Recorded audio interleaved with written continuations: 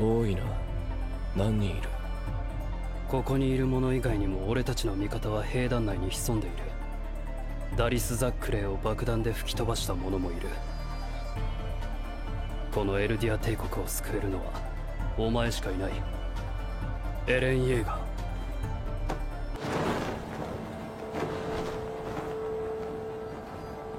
ジークの居場所を特定する。Yeah man, how are you today man? Fine, thank you. Aujourd'hui, on se retrouve pour la review de l'épisode 17 de la saison 4 de SNK. Je sais, elle sort extrêmement tard, mais c'est parce que j'étais en partiel, j'ai fini aujourd'hui. Dites-vous, là, j'avais un oral ce matin, je suis rentré, je fais la vidéo. L'épisode au total, vous vous doutez bien, je l'ai vu à peu près 7-8 fois quoi. Parce que voilà, entre les transports, dans les transports en commun, je regarde l'épisode. Et aller-retour, ça fait beaucoup. Je voulais aussi vous poser une question. Est-ce que vous aimez ce format-là? Donc, c'est-à-dire petite webcam avec les images qui vont s'afficher ici.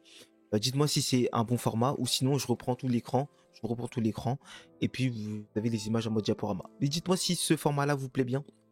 Pour ça, moi, je le garde. En plus, ce format-là est extrêmement simple à mettre en place pour moi. Que de mettre la grande cam et tout. C'est chiant. Aussi, autre information à savoir vraiment importante. Je ne regarde pas. Je n'ai pas regardé l'opening, l'ending et les previews. Je ne regarde pas les previews. Aussi pourquoi? Parce que j'ai pas envie de me faire spoil tout simplement. Voilà, SNK, je sais pas pourquoi, mais la skip ça spoil de ouf. Je sais pas pourquoi ils font ça, mais voilà. En tout cas, je ne regarde pas tout ça. Sachant que je rappelle aussi, je n'ai regardé aucun trailer qui est sorti après la fin de l'épisode 16. Une fois que tout ça est dit, on peut commencer la review de l'épisode 17 qui commence avec le truc en fait que je redoutais. En fait, je vais pas dire que... En fait, tu vois, quand tu regardes l'épisode, t'oublies en fait tout ce que tu sais en fait. C'est-à-dire que en fait, c'est comme si en fait t'avais le cerveau vide. En tout cas, moi, j'oublie des trucs. C'est-à-dire que quand je vois Levi sur cette scène-là, je sais que en fait, je savais qu'elle allait arriver cette scène. Mais tu vois, quand je l'ai regardé, j'étais choqué. Et en fait, j'étais pas bien. Mais là, en fait, le truc le plus important, c'est de savoir si Levi est mort ou pas. Et encore une fois, je suis rassuré. Même si, on a vu, il a perdu ses doigts, tout ça, hein, pour moi, il va se prendre une injection. Voilà, pour moi, si Levi survit, il devient titan. Voilà, pour moi, il n'y a pas d'autre je vois pas comment il peut vivre sans doigts, sans jambes, tout ça. Donc pour moi, forcément, il va se prendre une injection. Sinon il va crever quoi. Sinon pour moi il va crever. Je sais pas comment. Sachant qu'en plus Annecy elle a pris dans l'eau d'ailleurs. Annecy, GG, Frost. Annecy, merci. Franchement merci Annecy parce que franchement ça me choque hein, les autres mecs du bataillon. Genre en mode même si. Ok vous êtes passé du camp des Jaegers. Genre en mode c'est Levi quand même genre. L'autre il a dit ouais venez on lui met une balle dans la tête et tout. En mode normal genre. Genre je veux bien et tout mais. Enfin, j'ai trouvé ça bizarre, moi. En tout cas, genre, en gros, Levi c'était le GOAT et tout pour tout le monde. Et là, d'un coup, bref. Merci en tout cas, Annecy, d'avoir fait ça parce que voilà, franchement, tuer Erwin, j'ai accepté, mais là, tuer Levi, j'accepterai pas. Franchement, moi, j'accepterai pas. Dans le sens où, voilà, je pourrais pas le supporter, quoi. Ça y est, genre, en gros, ça a tué Sacha. Voilà, en gros, faut se calmer sur les morts aussi, s'il vous plaît. Calmez-vous. Isayama, calme-toi. Laisse-nous, voilà. Alors là, par contre, c'est confirmé. Hein. De toute façon, on le savait déjà. On le savait déjà.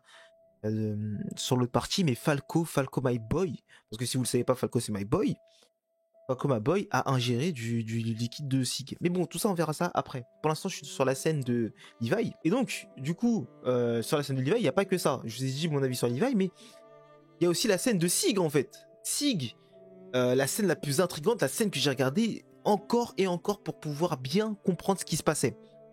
Alors, je vous dis mon avis.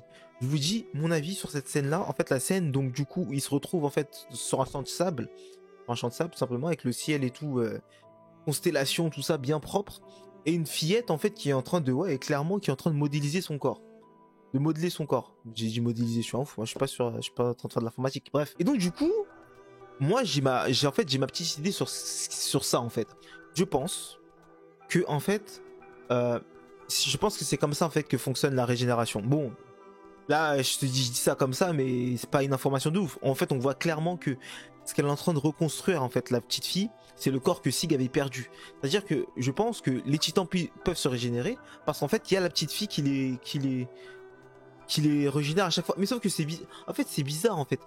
En fait, le truc, c'est que vu que c'était Sig, je sais pas si c'est une exception parce qu'en fait, c'est un mec du sang royal. Du coup, c'est normal que la meuf, elle apparaisse, etc. Parce que Ymir, on a bien vu, et elle, Ymir, quand elle s'est réveillée dans le monde de l'Axe, on va l'appeler comme ça, dans le monde, dans le monde des chemins, voilà. Moi, pour moi, en fait, quand j'ai vu ça, je pensais qu'en fait, c'était en fait, le monde dans lequel elle était, c'était juste en fait une sorte de, je sais pas comment appeler ça, une sorte de figure de style. En fait, je pensais que le ciel, en fait, il était comme ça à ce moment-là. Moi, je pensais qu'elle était juste réveillée et que le ciel, comme par hasard, était comme ça à ce moment-là. Mais en fait, non. Ymir, à ce moment-là, était dans le monde de l'Axe. Mais il n'y avait pas la petite fille. Pourquoi? Je ne sais pas. Est-ce que c'est parce que Six, c'est une expédition sans royal et tout? Je ne sais pas. Aussi, elle avait pas besoin de faire régénérer une partie de son corps. Donc, ce qui explique peut-être cela. Mais, qui est la petite fille? Je ne sais pas. Qui est... pourquoi elle est là? Pourquoi elle fait ça? Je ne sais pas. J'avoue, je réfléchis, mais j'ai pas vraiment d'idée pour le coup. D'idée précise en fait. Je ne sais pas qu'est-ce que fait cette petite fille ici en fait. Est-ce que c'est elle, Ymir Fritz? Est-ce que c'est... je sais pas. Franchement, parce qu'en fait, si vous avez regardé mon analyse du trailer de la saison 4, j'avais mis une hypothèse sur Ymir Fritz. Et Ymir Fritz, pour moi, était rousse. Donc cette fille-là n'est pas rousse. Donc ça veut dire qui est cette fille en fait? Qui est cette fille? Et donc si c'est elle, Ymir Fritz, qui est la fille rousse du trailer en fait? C'est ça le truc. Bon, en fait, il y a beaucoup trop de trucs. De toute façon, on verra. Mais en tout cas, pour moi, ce qu'elle est en train de faire, c'est tout simplement régénérer le corps de Six. C'est comme ça que fonctionne la régénération des titans. Et c'est pour ça qu'ils peuvent se régénérer à partir de rien en fait, parce qu'ils se régénèrent à partir de la Terre en fait, simplement. Maintenant que j'ai parlé de cette scène, on va continuer. Bon, en termes d'animation d'épisode, voilà, pour moi, de toute façon, c'est pas 8, voilà, c'est très clairement, c'est pas 8, mais en tout cas, c'est extrêmement regardable. Pour moi, c'est agréable à regarder. C'est vraiment pas dégueulasse. Franchement, moi, personnellement, je prends du plaisir à regarder SNK. Et l'animation pour moi est réussie. Les OST sont réussis. Franchement, c'est le manga avec les meilleurs OST, encore une fois, je le répète. Le combat Eren Reiner, franchement, j'avoue, j'ai bien aimé. En plus, avec le mâchoire aussi, j'ai bien aimé. Franchement, c'était assez cool. Je comprends pas pourquoi Eren s'obsède vraiment à vouloir se battre à chaque fois contre Reiner. D'ailleurs, j'ai bien aimé aussi le passage où t'as Yelena qui lui dit ah, vas-y, sors de ton corps, tout ça, nanana, va te cacher dans les sous-sols et tout. Et Eren, il est là, il guette en mode. Qu'est-ce que tu racontes, toi? En mode. Cette scène-là, j'ai bien aimé. Pourquoi? Parce qu'en fait, elle est en train de faire dire en fait que Eren, il est pas vraiment manipulé en fait. Je pense, hein. Surtout qu'après, on a ce qui se passe à la fin de l'épisode. Je vais revenir après. Eren, est-ce qu'il est vraiment manipulé? Et je voulais faire une vidéo en fait avant le début de cette saison et je voulais l'intituler Pardon Eren. Pourquoi? Parce qu'en fait, quand j'ai revu les saisons 1 à 3, les saisons d'SNK de la saison 1 à la saison 4 partie 1, quand tu vois bien Eren, quand tu re-regardes, en fait, tu peux pas te dire c'est devenu un fils de pute. Tu peux pas. Un mec comme ça peut devenir un fils de pute? C'est pas possible. Un mec avec autant d'amour en lui et tout, comment il peut devenir un fils de pute comme ça? Donc du coup, pour moi, je pense qu'il y a une raison derrière tout ça. Je pense pas qu'il soit manipulé. Honnêtement, je pense pas qu'il soit manipulé. D'ailleurs, ce qui me fait dire aussi ça, c'est que dans la saison 4, partie 1, la justification qu'il donne à Sig pour dire ouais, je suis d'accord avec toi dans ton plan, le truc de j'ai senti, en gros, il dit qu'en gros, il a ressenti la sensation quand Grisha avait tué les enfants, et n'importe. Non, honnêtement, pour moi, cette excuse est bidon. Voilà. Cette excuse est bidon. Donc du coup, pour moi, en fait, on pense que Sig et Yelena manipulent Eren, mais pour moi, je pense que c'est Eren qui manipule les autres, du coup.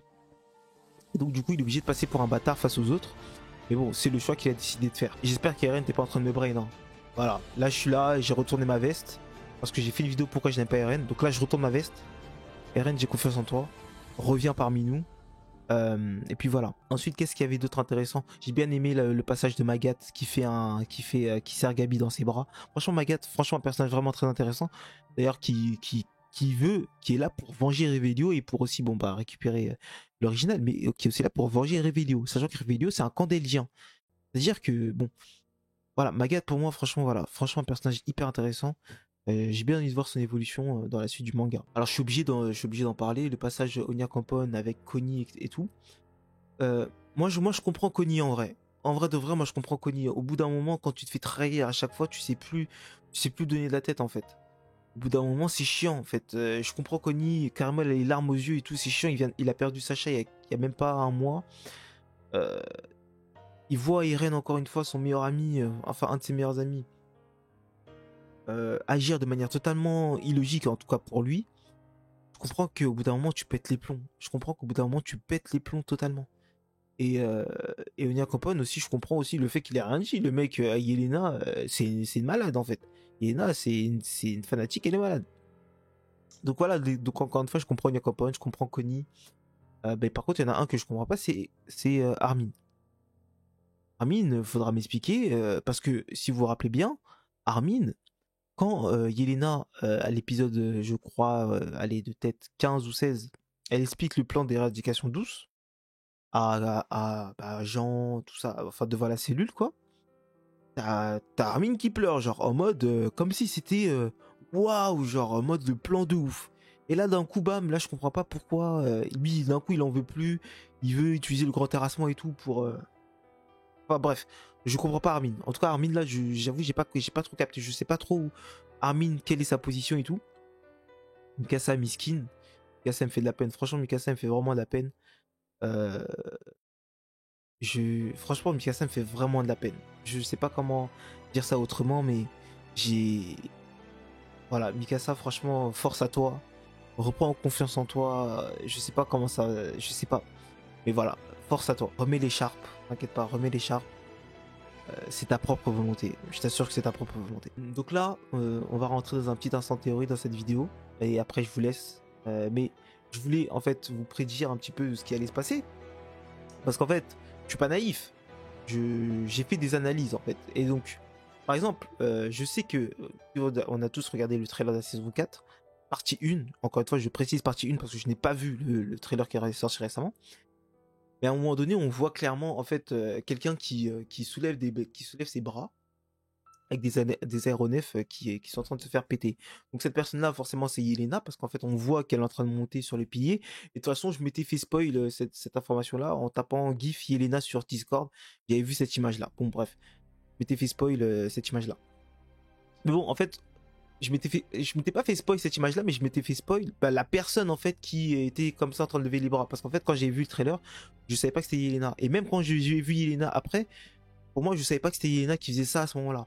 Donc du coup, maintenant je sais que c'est Yelena qui fait ça. Du coup, je sais que cette scène-là va arriver au prochain épisode parce que forcément, je l'ai vu monter sur le truc, sur le pilier là. Et donc du coup, dans cette scène-là, qu'est-ce qu'on voit? On voit les aéronefs en fait sont en train de se faire détruire, sont en train d'exploser dans le ciel.